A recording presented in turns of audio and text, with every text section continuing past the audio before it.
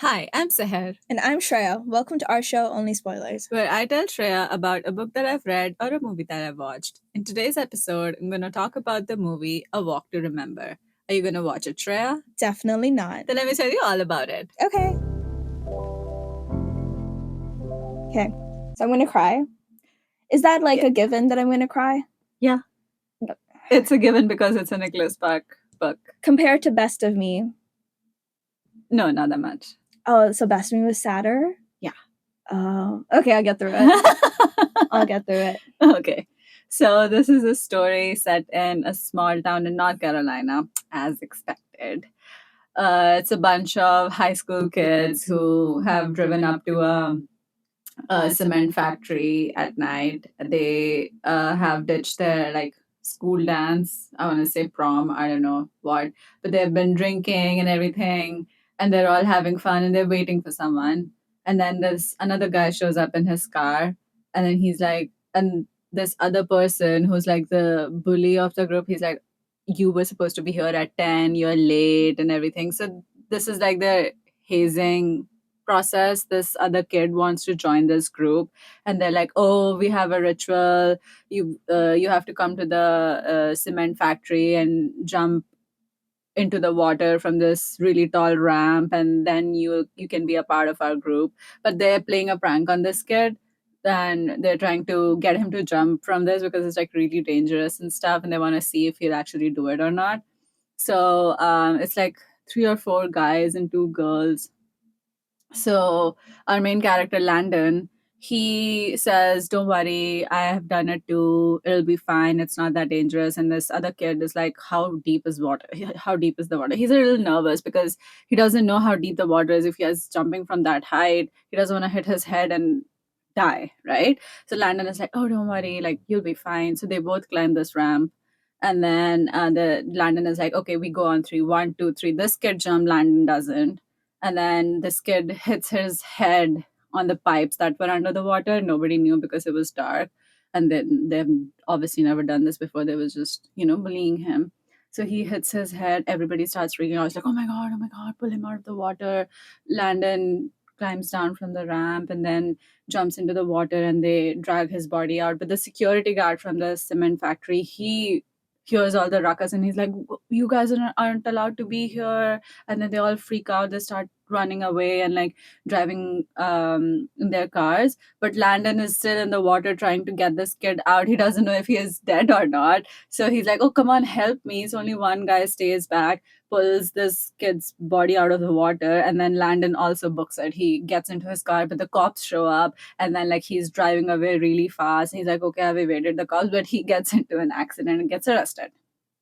These kids are like 16, 17, and they're doing such reckless things. So the next day, Landon's mother is upset with him. Like he's hit his head, injured his foot, so he's in a cast and stuff. He's like, "I'm gonna talk to your father. He's gonna be really upset. Like, I don't know what's gotten into you. Instead of studying and preparing for college, you're just being reckless and everything." He's like, "I don't want to talk to my dad. Like he left us and everything." He's just mad at his dad. He's just a rebel, a very, what do you say, um reckless child. He just wants to fuck around, right? So and then, because this is a small town, like all of these families, they go to church every Sunday. And then the pastor, after the prayers happen, he's like, "We should be all thankful that the child who got injured doesn't have like life threatening injuries. He's fine, he's still in the hospital. But the people who did this," like he's looking directly at Landon, "you should be grateful and you should ask for forgiveness and stuff." So the reverend of the town is just like, "I know what you did, just fear God now." But these kids don't care. Landon doesn't care. And then the reverend's daughter, Jamie, also is in the same grade as Landon and all his friends. So she goes to the school, but she's a very reserved child. Like she does her own thing. She's very religious. So she always carries a Bible with herself, and like she's into stars and the galaxies. A really big nerd. And Landon and his friends, they're always making fun of Jamie. So they're like these polar apart people. Now, as a punishment for, and then Landon and his friends were also drinking on school campus. And then but Landon was the only one who got caught because somebody saw him with the beer bottle. So the principal, His luck. seriously, so the principal calls him into his office and is like, okay, I mean, be thankful that the kid who got injured, his parents are not pressing charges. Otherwise you'll be in jail right now. But because you still broke rules and drank on the school property, your punishment is that you have to participate in the spring musical. There's no getting out of it. You have to stay back after school and help the janitors cleaning and stuff. And then you have to tutor our sister school on the weekends. He's like, oh, Landon is just like, fine, whatever. He's just really upset about it. But then his friends make fun of us, like, oh, you got off light and all of that. And then he's doing his janitorial work after school, and his friends are like, oh, let's go. The principal is gone. He's like, no, I actually have to stay. So he's, hobbling on his crutches and trying to mop the floor and everything. So then for the first weekend, his mother wakes him up early in the morning, and then he takes the school bus to the other school where he has to tutor kids and stuff. And then he's struggling with this child he's trying to teach about triangles, like isosceles and acute triangles and stuff. And this child does not give a fuck, and he walks out. And then Jamie is looking at Landon, like how he's struggling and stuff. So on the way back in the bus, she comes and sits next to him, and she tries to small talk. And then she's like, oh, do you want to buy these raffle tickets? I'm trying to collect funds for this orphanage so that they can buy computers for the kids. And then he doesn't reply. He keeps listening to his music. And then she asks him, did you visit the kid who you guys injured? And Landon gets upset. He's like, is this your way of small talk? Because you suck at it. You need to learn social etiquettes and stuff. I don't want to talk about this. And then she's like, um, and then he says, we didn't force him into jumping from the bridge. He did that on his own. And Jamie's like, have you never heard of peer pressure? And then Landon is like, well, how would you know about what peer pressure is? You have no friends. Did the Bible teach you that? And she gets upset and she like walks away from him. But Landon's the one who jumped, right? No. Oh. He didn't jump. He made the other kid. The other kid jump. His name is Gephardt or something. Okay. So yeah, that kid jumped. Landon actually tried to save him after the kid injured his head. Everybody ran away, but then he's the one who got in trouble for that too. So he's just upset about it. He's like, oh, my life is over. I have to do all of these things. So he's just upset. Then the first meeting for the school musical happens. His other friend drives him after school to attend that. It's, I think, the first table read or casting or something. And then the drama teacher is like, oh, so Jamie will play the singer in the play. This other girl is the lead. And then Landon is going to be the main lead of the play. And he's like, oh, no, I don't want to. And she's like, you don't have an option. This is your punishment. And I am deciding who the role is going to go to. So you have to play this role. And this is like a love story of like this bar owner who's he has a troubled past, but he's trying to become a good person. So he opens a bar and hires a singer, but the singer isn't that good. So he hires somebody else and this mysterious, beautiful girl and all of that, right? So, and he sucks at this. Like, he is so reluctant. He's dragging his feet through the rehearsals and the dialogue reading and everything. He's doing the worst job he could because he thinks that if he does a really bad job, they're going to kick him out, but they're not going to. So he just has to suck it up and do it.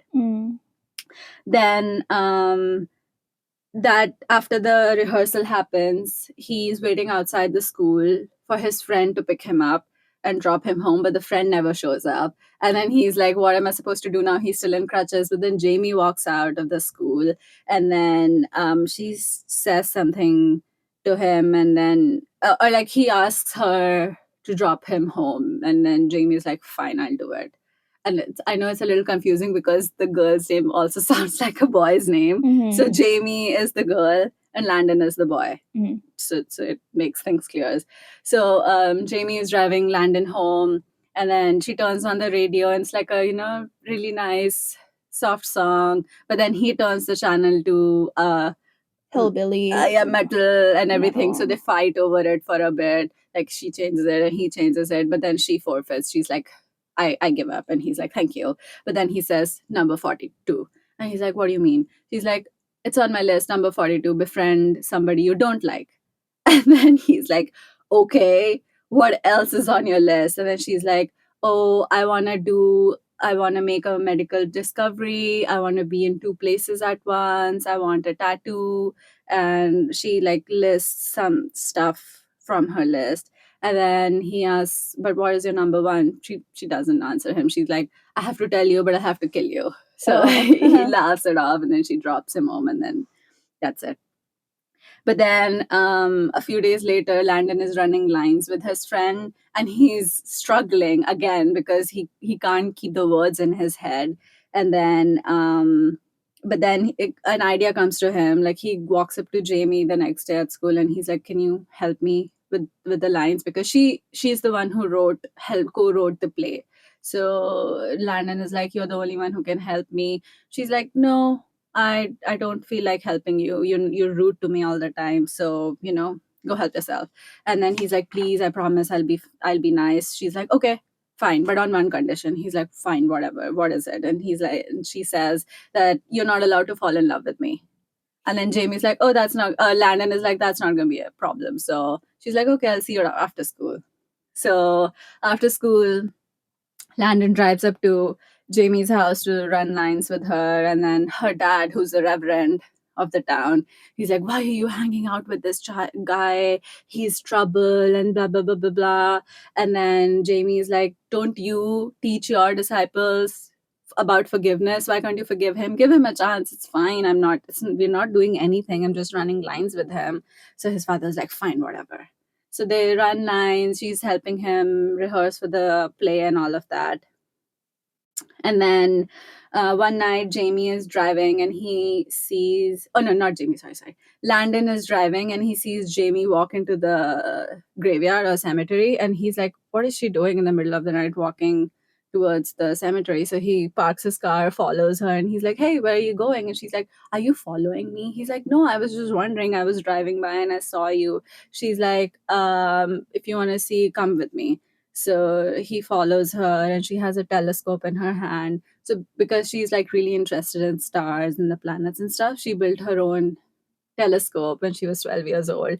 And she's looking at Saturn or something. And then she's like, Jamie asks her, like, "Why are you interested in all of this?" She's like, "Oh, just, I'm curious about what's out there and everything." And then she tells him that I want to build a bigger telescope to see this comet that's gonna pass across or pass near the Earth in the spring, but nobody knows when it's gonna come back. So I'm gonna work on that. And he's like, "Why are you like?" They talk about something about belief and like faith and everything, and he's like, "Why do you believe in all of this, like God and stuff?" Because like there's so much suffering out there. And she's like, "But there's no compassion without suffering. So I mean, you have to have faith." And then that's it. Yeah, She's the one building the she wants to build a telescope, but wants to she build- has her own telescope Oh, right okay. now, and she's just stargazing Okay. because it's a clear sky and everything. Then a few days later, like Jamie walks up to Landon at school while he's standing with all his friends, and she says, "Hey, see you after school." And then all the friends laugh at Jamie, and then Landon also laughs with them, and he's like, "Yeah, in your dreams." And then poor Jamie walks away. And then this guy doesn't even feel remorse that he just, Yeah, why would he do that? because he's too cool, right? He's friends with the cool gang, and they're the ones who've always made fun of Jamie, so he's ashamed of Oh her. my god. But then that day after school, he has the audacity to drive up to her house because he still needs help. So he drives To up. run lines. Mhm. Ugh. So he drives up to her house and then knocks at the door. She opens the door, looks at him, and slams the door in his face. Good. And he's like, "Jamie, I'm sorry. Like, come on." I had to do that, Jamie. I had no choice. And she's like, "You had a choice. You just picked the wrong one." Yeah. So she's like, if you're ashamed of, oh, what happened? It's my timer. Oh no. Why do I have an alarm? I was like, is my phone ringing? Why does it sound different? Oh my god. Okay.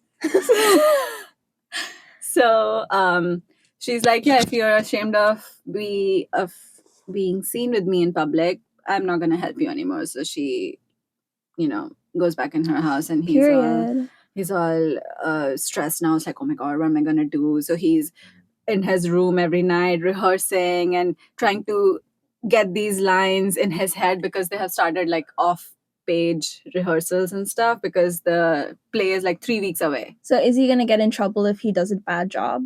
I mean, he doesn't want to be doesn't want to get embarrassed on stage. Yeah.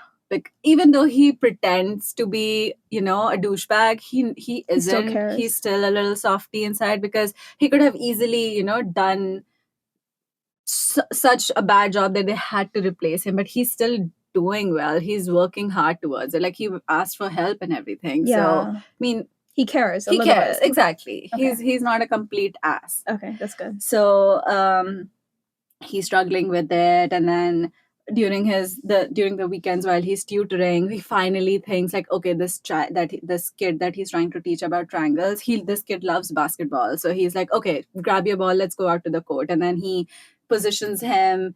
It's like, okay, the basket is 1 point. If you stand there and I stand here, what do we make? So it's like, a similar triangle. And this kid is like, yes, but then Landon is like, oh, if I move one step here, what kind of triangle did we make? So this child finally visually understands what triangles are and angles are, and Landon is very happy. And then he's like, okay, you get this, now let's play basketball. Mhm. So he got a one tiny win, but then Jamie is like seeing all of this from inside the school, and I think she's thinking like, oh my god, like, instead of teaching this child, Landon is just playing games and everything. She still has a low opinion of him because he upset her. But then it's finally the night of the play, and play is doing really well. Like, Landon is doing a good job and everything. But then the scene where Jamie has to walk on stage comes, and then she's supposed to be this mysterious girl who walks into his bar out of the rain, and she's wearing a cloak and a hood. But then when she takes it off, she's very beautiful, all long curly hair, and she's wearing a baby blue satin gown. And like, he sees her for the first time and he's mesmerized, like his character is supposed to be, but in rehearsals never, that acting never came out, right? But right now in real life, he's actually at a loss for words, and he actually stumbles his lines a little bit. Mhm. But then it feels like, he's supposed to do that and everything. And then Jamie's supposed to sing a song. She's a really good singer, so she sings a song because it's a part of the play and all of that. And then before the curtains fall, Landon kisses Jamie, but that's not part of the script. And then they're both surprised, and then Landon's ex-girlfriend is in the audience, and she's all shocked, because all this while she's been trying to get him back, and he's like, no, it's over. So, we're friends, it's fine. They're part of the same friend group, but he does not want her back. And this girl has been throwing herself at him, and he's been rejecting her. But now she's finally all jealous, like, oh my god, he kissed someone else. But Landon he's all confused, like, oh my god, like, do I like Jamie, like, what's going on and everything. So after the play is done, the next day he actually goes up to Jamie at school during lunch in the cafeteria, and he sits at her table, and then she's reading her book, ignoring him. And then she's like, do you realize people can actually see you here? And he's like, why, are you scared, are you afraid of for your reputation? And then she doesn't reply to him, and he's like, what book are you reading? Like, he tries to talk to her and get to know her, but she's angry at him, so she's ignoring him and everything. But then uh she walks away from him. She's like, I don't have time for all of this. And he's like, why are you afraid of talking to me? I don't want to be friends with you, I want something more, I really like you. And then she's like, you don't mean that. And he's like, no, you are also afraid, you also like me, but you're afraid that somebody else would want you more than as a friend. But then she runs away, and he's like, I mean, what the hell? So the next day he goes to her house, and he brings her a gift. And then she's like, thank you. She's like, very surprised, but also happy that he came back and wants to talk to her more. And he's like, I actually meant what I said. Like, I'm really sorry for how I behave, but I really want to get to know you more and spend time with you more. And Jamie's like, I mean, okay, I forgive you and everything. And then he brings her like a pink sweater because she always got made fun of because she always wore like the same sweater to school every day. People thought like, she doesn't care about her, how she looks and stuff. But he wanted her to have a new sweater. So he gives her one. And Why then, does she wear the same sweater? I mean, she's a very simple girl. Oh, okay. And I think it was her mother's sweater. So her mother died in childbirth. So she never knew her. But like, she only has a few things from her mom. So I think that was like a very special sweater to her. Mm. And she doesn't care about her appearance that Okay. much. So Okay. all of that. And then then what happens? Okay. The next day at school, Landon's ex-girlfriend walks up to Jamie and she's like, "Oh, hi. The play was really good. You were so good in it. And I just wanted to tell you that, you're so beautiful, but if you just knew how to do your makeup, like you look so much better and blah blah blah blah blah." And she walks her into the cafeteria where everybody is looking at Jamie, and then she's like, she doesn't understand what's going on. But then there's like a table of kids who have this flyer of a picture, a Photoshop picture of like Jamie's face on a scantily dressed woman, and it says like Virgin Mary on it. And then Jamie is all like flustered and embarrassed, and she's in shock, and all these people are laughing at her because, like, I mean, Landon's ex girlfriend did this because she's jealous of Jamie. So Jamie tries to run away, but like she bumps into Landon, and he's like, "What happened?" Because she's crying, and then he sees what the pictures are, and he gets really mad. Like, who the fuck did this? Like, why would you guys do this? And then he walks up, and then his friend, the guy who's a bully, he's like, why, like, what is the problem? It's just a joke. Why are you being so serious about it? And they fight because this guy is like, why are you being goody two shoes now? And you before you used to think this was funny and everything. And Landon is like, it's not funny. And they like punch each other, and then that's it. Like, friendship over. This guy is like, you and I are done. We were friends, but this is over and everything. Landon is You like, changed, bro. yeah, exactly. You Landon is found like, your girl I and don't. you changed. I don't even recognize you anymore. Yeah. Landon is like, fuck you, I don't care. And then he walks Jamie out, and like she's running a fever and she's not feeling well. And he's like, okay, it's like, I mean, maybe it's okay. I'll take you home Mm. and everything. And then they're sitting on her porch. Like, she brings out like lemon juice or something, and like he's just spending time with her, trying to calm her down, and like she's feeling better now. And then he asks her out on a date. He's like, can I take you out to dinner on Saturday? She's like, no. And he's like, but why? I mean, I really want to. She's like, oh, because I'm not allowed to date. And he's like, okay, fine. So he goes to her father, the reverend, and he asks his permission. He's like, sir, I want to take Jamie out to dinner. And he's like, fuck no. I mean, not, he didn't say fuck no because he's a reverend, but he's like, absolutely not. You can leave now.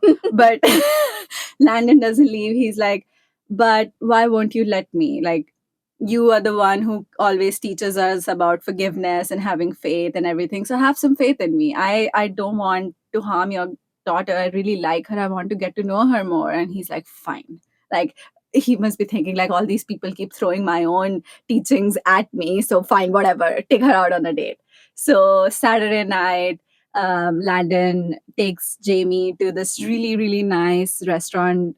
It's a seaside restaurant, and it's a really fancy restaurant. And Jamie's like, oh my god, like this looks like a really nice place. Like, are you okay? This is good. He's like, yeah, yeah, it's fine. Like, his mom is like, yeah, you can take Jamie wherever you want. Don't worry about the money and everything. And she's wearing the sweater he gave her and everything. They have a really nice dinner, and they're talking and everything. And then there's like a live band and a small dance floor. So Jamie's like, will you dance with me? And Landon is like, I can't, I don't know how to dance. She's like, it's very easy, come.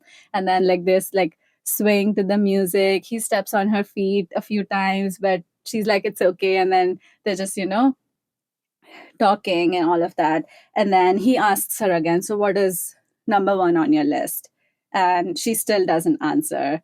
But then he says that, okay, I'll tell you my number one on my list. And he says, all I want is to leave this town because it's a very small town and everything. She's like, well, that's not difficult. I mean, obviously you're going to leave this town, but what you're going to do after that is what's, important, because you can do anything, Landon, but you need to know what you're going to do once you leave. So they finish dancing, they go back to the car, and he drives her somewhere really like to outside of the town. And then he's like, okay, come on, let's go really quickly. He parks right against the road, and then he takes her to the edge of the state lines, and then he's like, okay, keep 1 foot here, 1 foot there. And she's like, what are we doing? He's like, okay, you are at two places at once. And she's like, what? I don't understand. And he points at the sign that says welcome to Virginia, because this is North Carolina, like Virginia is right above it. So she laughs and like hugs him, and she's very happy. And then he drives her to the waterfront again, and they're sitting in Landon's car. And then he brings out like temporary tattoos, and he's like, okay, which one do you want? So she's like, okay, well, I want the butterfly, and then I want it in on my shoulder. So she pulls her sweater down, and like he puts the tattoo on her, and like she's very happy, and like it's a very cute moment. Like, he took the things off of her to-do list and like or like bucket list and all of that. And then they after that they go on a walk on the boardwalk. I'm already You're like already tearing up. tearing up. That's so sweet. Yeah. So they go on a walk on the boardwalk and everything. And Landon asks her again, like, why, or Jamie asks her, like, how do you not have faith? Like, why don't you believe in like, anything? And he's like, but like, and then he asks her, like, why do you believe in it? And she's like, because it's like the wind, you can't see it, but every time it's like all around me, wonder and faith and love, it's all around me. So, you have to have that much belief in something.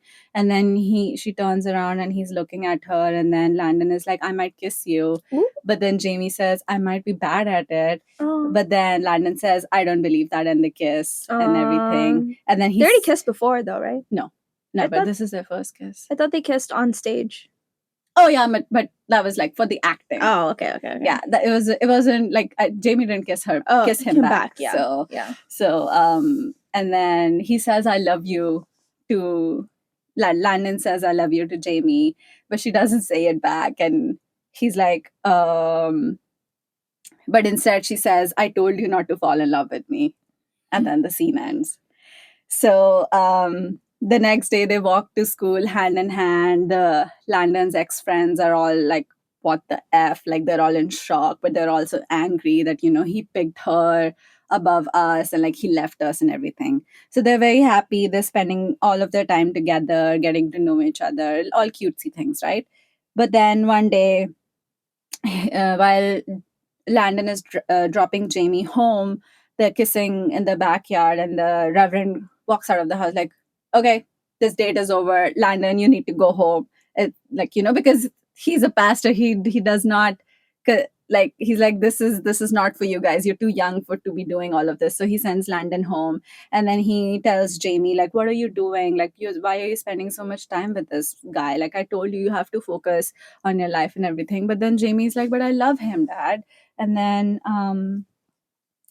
the Reverend is like, but then if you love him, you have to be fair with him, like, before things get worse.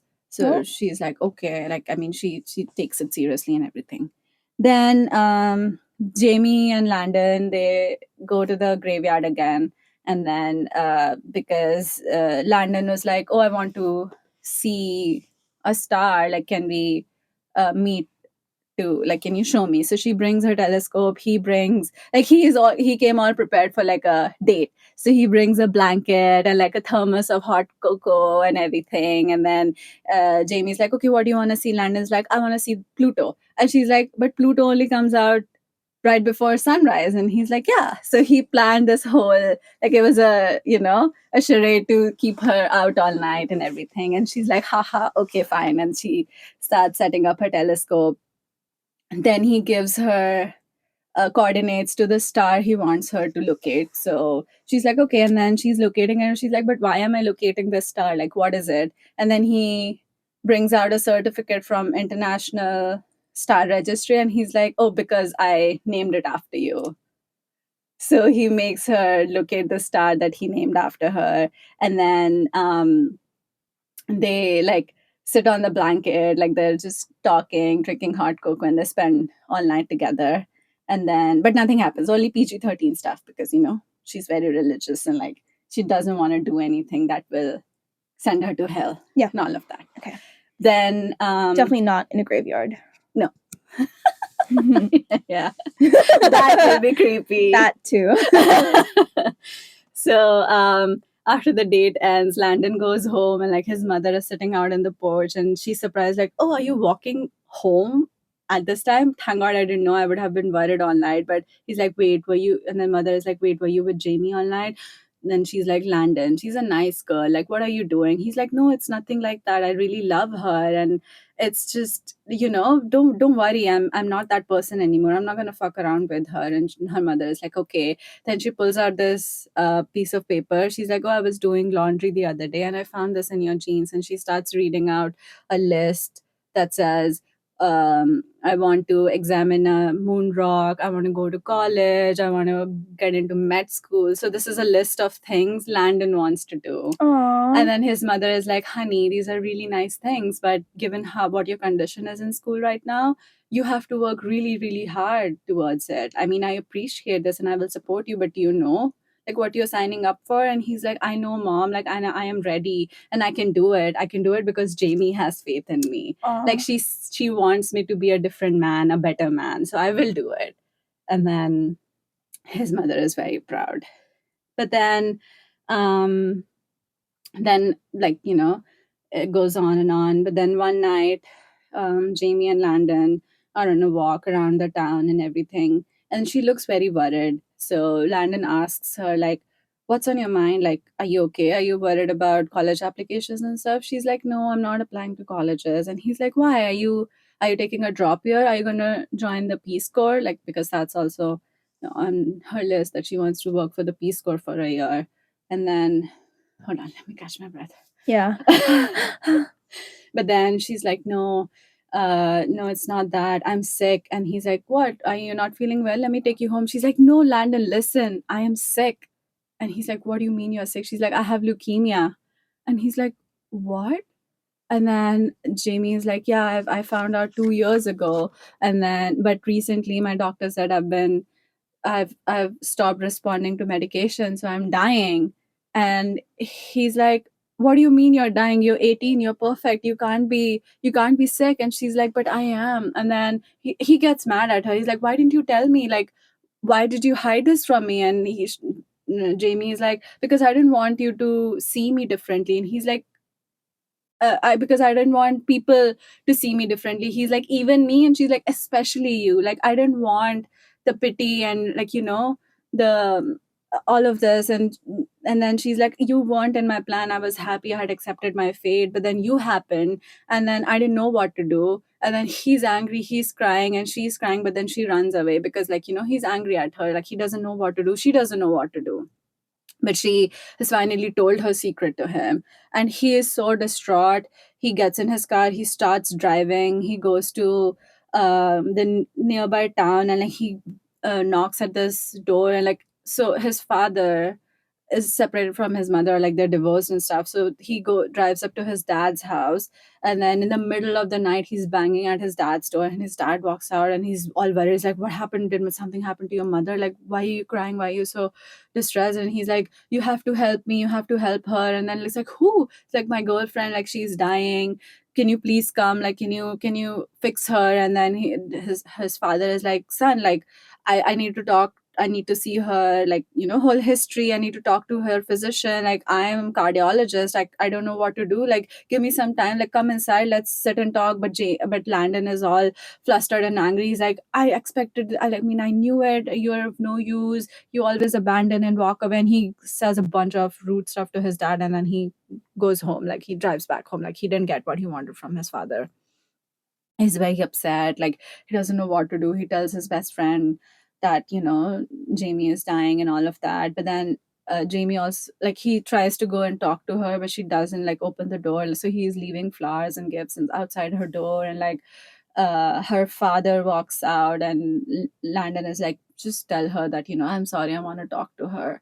So a couple of days later, Jamie comes back to Landon's house, and she's like, I'm so sorry I reacted that way. He apologizes to her, but then he asks her, like, are you afraid? She's like, I am. I don't want to live without you or be without you. And she's like, and Landon is like, I feel the same, but I'm here, like, every single day I will be here with you. We'll get through this together.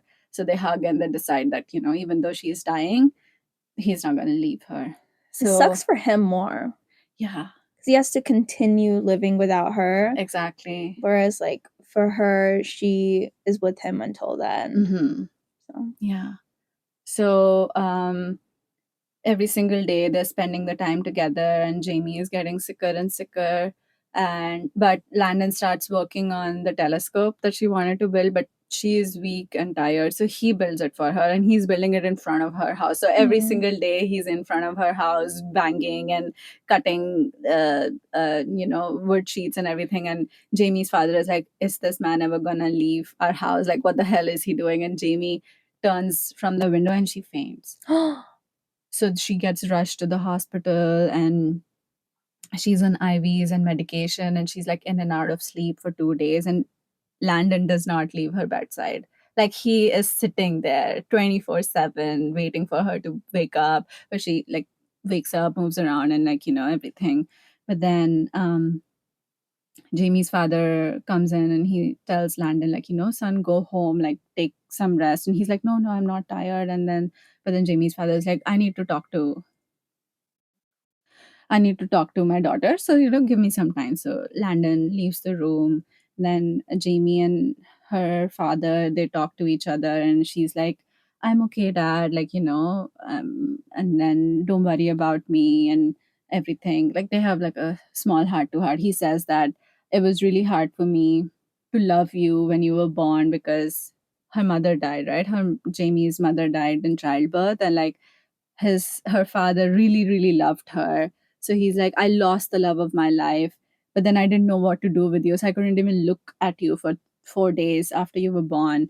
But then, like, his whole journey of, like, being angry at God, but then being grateful that he at least had Jamie and all of that. Like, they have this really good conversation, as Jamie is like, I am really proud of, like, how you are doing, and how Landon has changed himself, and I'm really glad that God sent me. Or that she says this to Jamie later when he comes, or like Landon when he comes to talk to Jamie, that maybe you were in God's plan for me. Like, you were sent to me to help me through my disease and, like, through my sickness and everything. And he's just like, don't say that, like, I'm not ready to let go of you.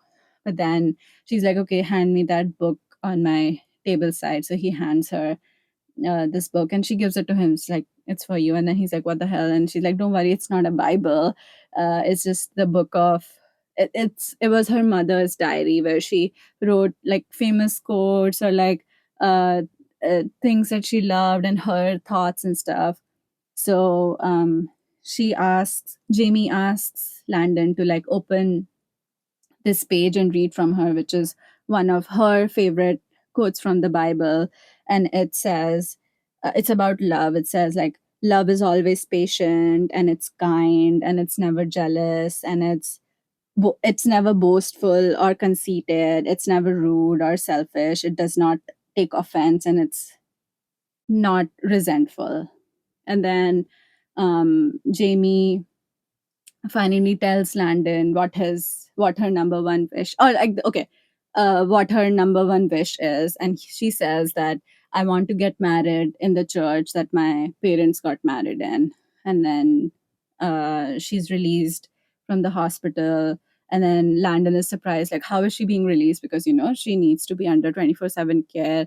But then turns out Landon's father is paying for Jamie's at-home care. So Jamie's father and Jamie are very, very thankful to Landon. She's like, say my thanks to your father. And Landon is surprised, like, his dad did that for her. Like, he couldn't cure her, but at least he's gonna pay for her to be comfortable in her own house. So when she's released from the hospital, Landon finally finishes making the telescope, and he sets it up in her balcony, and then she's able to see the comet, and they're very happy, and like she's very relieved that her one of her wishes also came true. But then Landon asks her to marry her. Landon is like, will you marry me, Jamie? She's like, yes. So they get married in the church that she wanted to, the church that is a 18-year-old kids. They're getting married in the church that Jamie's parents got married to. And like when she walks down the aisle, Landon is thinking like this walk is a walk to remember, because this girl who is in the peak of her youth, her life is ending, and all the people that they know, his family, her friends, her father who's going to officiate the wedding, they're all looking at this girl, and they're really sad that how is this fair that this wonderful soul is being taken away from her. But then they get married, like and Jamie's father recites the same quote from Bible about love, and then the vow that they exchange is that we will love each other until our days are over. Not until death do us part, because death is one of their deaths is going to do them part, but until the day they each live. So they get married, they spend a really nice summer together, and then Jamie dies. So and then Landon has this whole monologue at the end of the movie that says that Jamie was sent to him also as a blessing, because she saved his life and she set him on the path that made him who he is today. And then 4 years later, he comes back to Beaufort. That's the town in North Carolina where he grew up and everything. And he goes and sees Jamie's dad. And Jamie's dad is like, "Oh, it's so nice to see you. We're all so proud of you. You and me and your mom." And then I'm sure Jamie is also very proud of you. He's finally in medical school now. So Landon has reached medical school. That's good. He's done the things he wanted to do. But then Landon says to Jamie's dad, he's like, I'm upset that, Jamie didn't get her miracle. So in her yearbook, when you write something, right, about what you want in the future, or like your ambition and something. So in her yearbook quote, she wrote, "I want to witness a miracle." And then Landon says, "I'm sad she never got to witness her miracle." And then Jamie's father is like, "No, she did. You were her miracle, Landon." And then he's so like bitter. It's such a bittersweet moment for him. And then he leaves the house and he goes and takes a walk again to the docks and everything. And then he's thinking how like Jamie saved his life, and like he thinks about how much she taught him about like love and faith and hope. And then he always misses her, but like her love is like the wind that he cannot see, but he always feels around himself. The end. I see the tears. The two tears streaming. Yeah. You were the miracle, Landon. Yeah.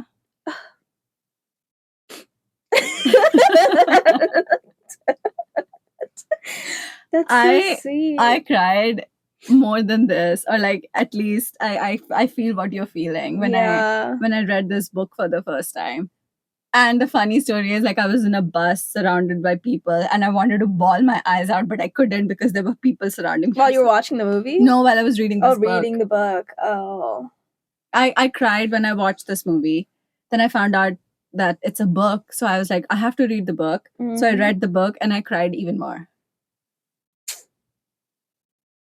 But it's a great story. I mean, tragedy, but love. That's so cute. Yeah. I'm glad he got his life together Mm-hmm. because he was a hot mess before. Yeah.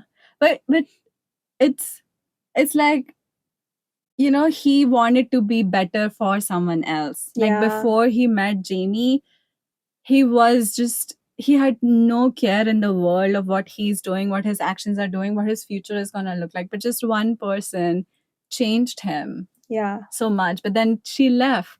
Mm-hmm. But what she was stayed with him. Mm-hmm. Like, I think it's tragic, but I think some kinds of love, or like some people's relationships are supposed to be like that. Like they come to your life, they come into your life, change you, and then leave. Their purpose ends and they leave.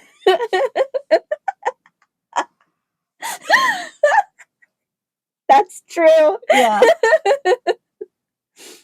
A walk to remember. A walk to remember.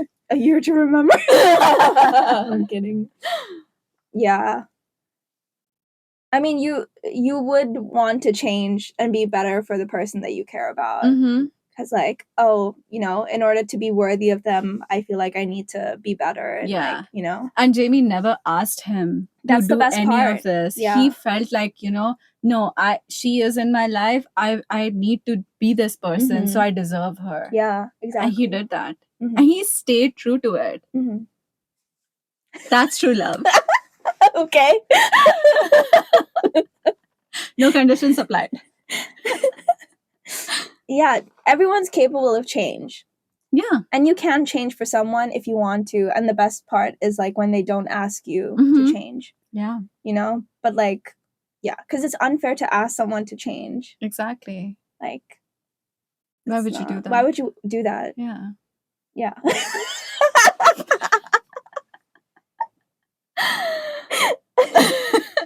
This is amazing.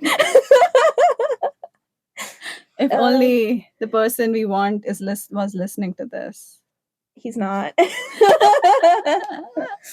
He won't. But if you are, DM us. No, don't do it. Do not contact us. Do not contact us. This is good though. Mm-hmm. I definitely think the book would have been better than the movie. Yeah. Was it? It was. Because it had a lot more details and a lot more understanding about their relationship and stuff. I think by the end, Landon actually, mends his relationship with his father. So that was missing from the movie. Mm-hmm. And then there was something else. I forgot. The backstory for what the play was supposed to be was also different. It was a play written about Jamie's father and mother, like how they met, how she was a blessing in his life and an angel in his life and all of that. And then Jamie was supposed to be playing her mother's character and Landon was her father's character, the Reverend and everything. That was a little different in the movie. Yeah, because I'm like, because this, like, everything you said is so cute, I feel like actors and actresses won't be able to portray it as well as, like, the imagination would, Exactly. And I think the book was like, I don't remember what year the book came out, but it was like a little older and more like PG version of what they did in the movie. Like they tried to modernize it a little bit in the movie, but then I'm glad they stayed true to the essence of the story. Yeah, because the book or the movie hit as much as the book did. Yeah. Like I loved the movie so much that made me read the book, and when I read the book, I was like, I realized that there was so much more. Yeah. I mean, I always know that the book is better than the movie, but I think especially for this book, like I know that the book is better. Mm-hmm. That's so good. Wait, is this isn't the same movie as the What Do You Want? No, that's The Notebook. Oh, okay. Yeah. This has Mandy Moore in it. Okay. Mandy Moore and I don't remember his name. Ryan Gosling? No, Ryan Gosling is in this one. Oh, in this one. In the Notebook. Yeah. That's Ryan Gosling and Rachel McAdams is in The Notebook. Okay. Yeah. I don't know. Because when I think there was like one scene you were talking about, and I was like, oh my god, is this the what do you want? I don't know. Like, tell me what you want. I don't know. Like, that always cracks me up because I'm like, me. What do you want to eat? I don't know. What do you want? But I like this. I like that this isn't that dramatic. I like that this is very soft. Yeah, it's very subtle. And like even her death isn't that jarring because it happens eventually. Like when you find out, it's like, oh my God. Yeah. But then like you don't see her immediately sick in the next scene. So it's like, they hold your hand through it and it doesn't feel like a shock or something. Your heart got ripped out of your chest. Yeah.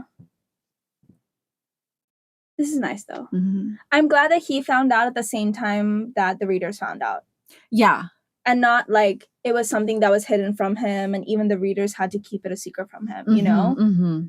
Like I kind of did have a suspicion when her dad was like, oh, you need to tell him the truth. Yeah, I was oh my God, she said.